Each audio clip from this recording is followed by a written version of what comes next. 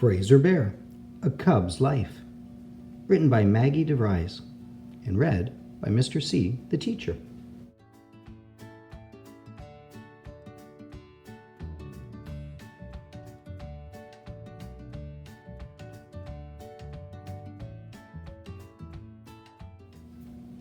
January.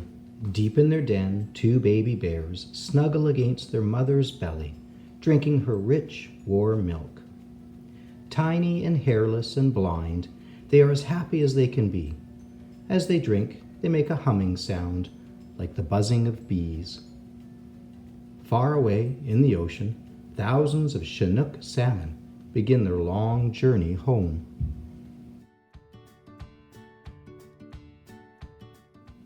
February.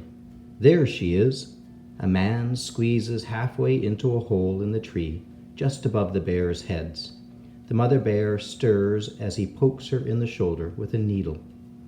She is asleep, and when he reaches down and lifts out the two cubs, daylight strikes the male cub's eyelids and he cries softly. "Oh, he's so cute! Can I hold him?" a voice says, the voice of a child.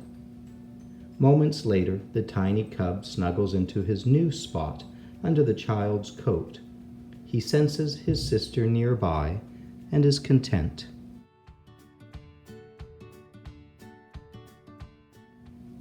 The child peers at the female cub.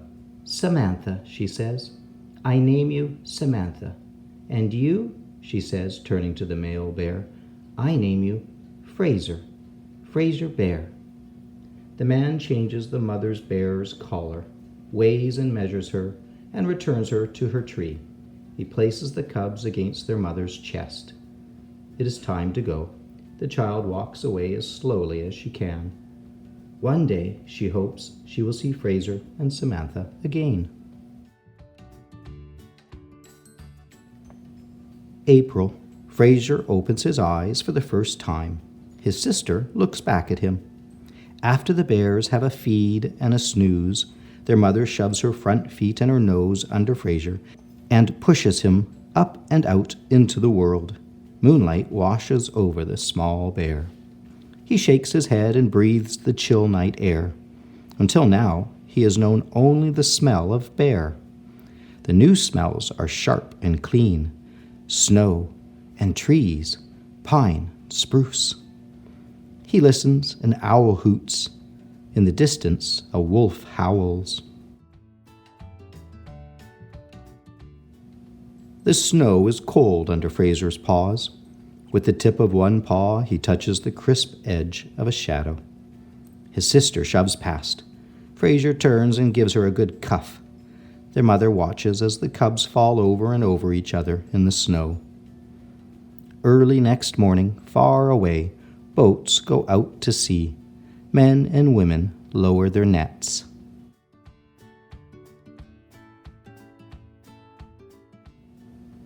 May.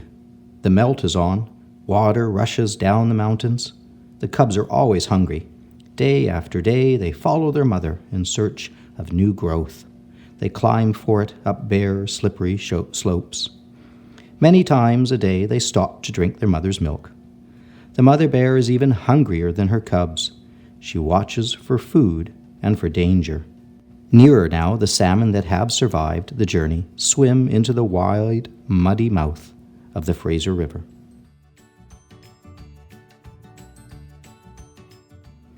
June.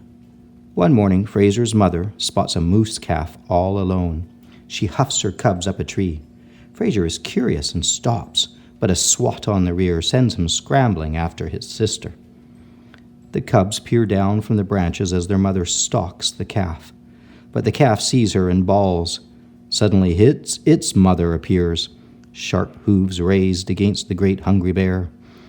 Ears back, Fraser's mother retreats as the calf presses tight against its mother's side. July. Fraser falls onto his back and pulls a huckleberry brown down to his mouth. A sound. His eyes fly open, and he stares into the face of an enormous bear. Silent now, the bear steps closer. Crying loudly, Fraser rolls to his feet and runs up the first tree in his path. The tree is small. It bends, Fraser clings to his bendy branch and cries. The huge bear rakes Fraser's body with its claws. Fraser squeals and drops to the ground. The bear raises his paw for another blow.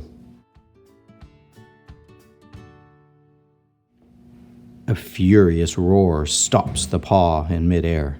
The bear's big head whips around, and Fraser's mother is there, shoving her body between cub and bear.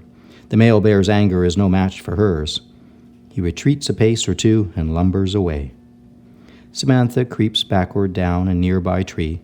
Fraser lies still, moaning softly. His mother sniffs at his wound and licks and licks.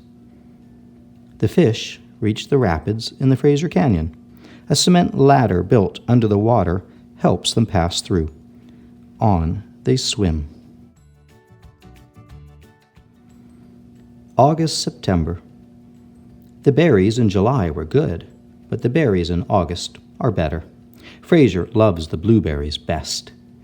Insects are everywhere, ants and beetles and their grubs. Soon there will be nuts. The bears stuff themselves. They must grow fat, or they will die before the spring comes. One day the mother leads her cubs to the river's rocky shore. Fraser stares. The water is alive. It squirms. It wriggles. Fraser has never seen water like this before. The spawning grounds at last. Female salmon sweep their tails to make redds, or nests, for their eggs. Males gather. The river fills with fish. The cubs watch as their mother springs. Soon she grasps a thrashing salmon in her teeth. Fraser spots a fish and jumps after it. His teeth clank together, empty. Nearby, his sister does no better.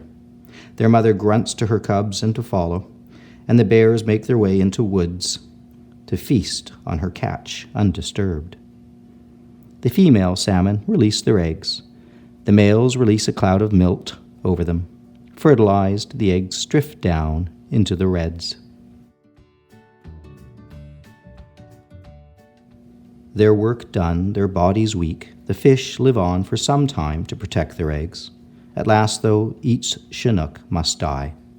Their bodies become food for many other creatures and for the forest itself. Fraser has no trouble catching dead fish, and he learns that dead fish come alive in a few days with maggots, extra delicious. He eats and eats nuts and bugs and berries, as well as fish. Under his coat, fat piles on fat. Soon it will be time to sleep.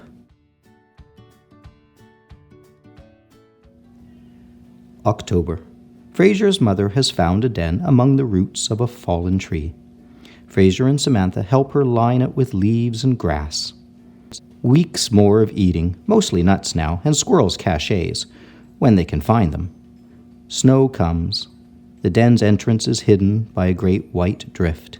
The cubs squeeze in after their mother, curl up against her belly, and go to sleep. At the bottom of the river, eyes grow inside the eggs. Later, the eggs hatch. Buried safe in the riverbed, the hatchlings feed on their yolk sacs.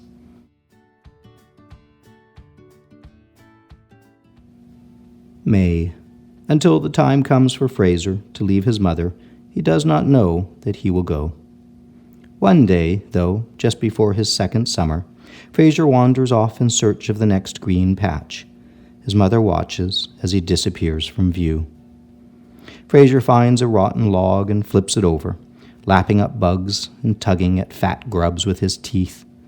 When he is done, he looks for a good tree. Moments later, he settles into the crook of two strong branches 10 meters off the ground. Fraser closes his eyes for a nap. Alone for the first time in his life.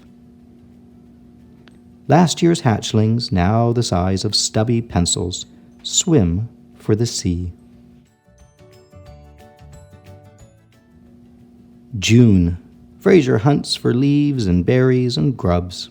He stops. Something smells sweet and delicious. Fraser follows his nose until he comes out into the open, and there they are, buzzing boxes. They are behind a fence, but he has pushed down fences before. He rears up, sending the fence crashing, and falls back with a loud bellow. The fence has attacked him. Fraser will be fully grown and a father before he gets his first taste of honey-coated bee grubs. September. Fish have arrived at the river again. Down Fraser goes and up he comes, but the fish slip by. He jumps, he dives, the fish slither from his teeth. There a huge salmon, ragged from its journey. This one does not slip away. From a rubber raft downstream, people watch. One is the child, older now. "Look, Dad," she says, "that's Fraser. See, he caught a fish." Fraser is pulling himself ashore, heading for the woods with his prize. "Could be," her father says, "but you can't be sure." The child watches her bear and smiles.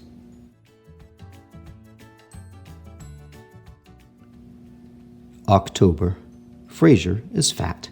Fat on berries and bugs, nuts and fish. He rarely remembers his mother and sister now. Back in September, before the first snow fell, he found and prepared his den. Now he makes his way inside and turns around. He lies down and presses his behind against the back wall. Drawing his legs close to his body, Fraser Bear takes a deep breath and falls asleep.